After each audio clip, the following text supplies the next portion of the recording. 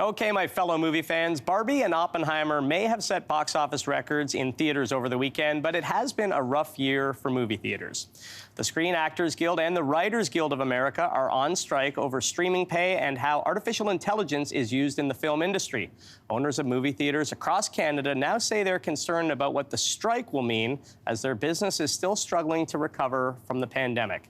Jeff Knoll is the CEO and executive producer of Film.ca Cinemas, and he joins us from Oakville this morning. Good morning, Jeff. Good morning. How are you? I'm great, and thanks for being with us. Because Absolutely. they're on strike, actors have restrictions on the work that they can do. For example, they can't take on acting, singing and dancing, auditions. They can't promote their work, which, of course, could have a really big impact at the upcoming Toronto International Film Festival this year. But specifically, Jeff, what does the strike mean for movie theaters? Well, I think that we already saw one of the sidebar effects of the strike, and that is the recent release of Mission Impossible, I think, was a little flat, and I think that had largely to do with the fact that Tom Cruise wasn't out there jumping up on couches and doing all those Tom Cruise-y kind of things on the late night circuit and building publicity for the film. Films like that are not necessarily the attraction isn't the film itself, it's the star. And without the star being out there really promoting the film, that hurts the film. And so we're going to see in the short term more of that. What's more concerning to us is the long term, because we, as you mentioned in the intro, we've had a really tough couple years. We were closed most of the 2 years of the pandemic. Even after the pandemic, there was a real short period of time when we actually had some decent films, and that's where we are right now. Prior to that, it was a string of what effectively were flops, and also just people afraid to get back to the movies. So we've had a soft period of time. So our real worry isn't about the summer. The summer's great. I'm wearing pink for Barbie this morning because we had a great weekend. But the fact is that the fall is going to be where the real problem is going to lie. And then our one of our biggest season, of course, is Christmas, and that's where we expect to start seeing some real impacts with reductions in releases, delays. We've already heard of a couple smaller films being delayed, but when we start hearing from the studios the big tentpole pictures being delayed, that's when it's really going to hurt.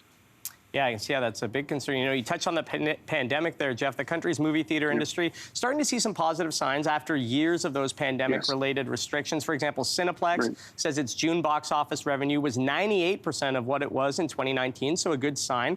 What did the pandemic mean for your theater and your business? Well, I mean, we're an independent. We don't have those other ancillary, revenue sources that our competitor Cineplex does. But for us, it was basically over that period of time we were closed almost the entire time. And even during the brief periods when we were open, we were playing mostly older library films, which don't have really the draw. And then, of course, you're dealing with the worry about coming into a communal entertainment environment. So even when we were able to be open for those brief periods, it was very, very slim pickings. But one of the pandemic buzzwords, of course, is the word pivot. And so our theater, we pivoted into film production.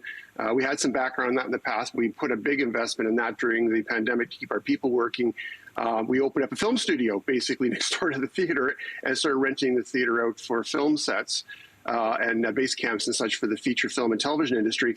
And that's been going great until the writer's strike. And now it's basically crickets since the actors went on strike.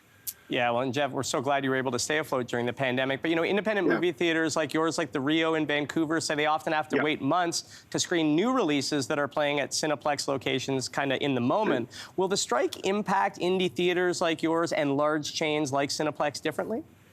Now, we're very lucky because we are actually a first-run theater. So Film.ca plays films day and date with Landmark and Cineplex.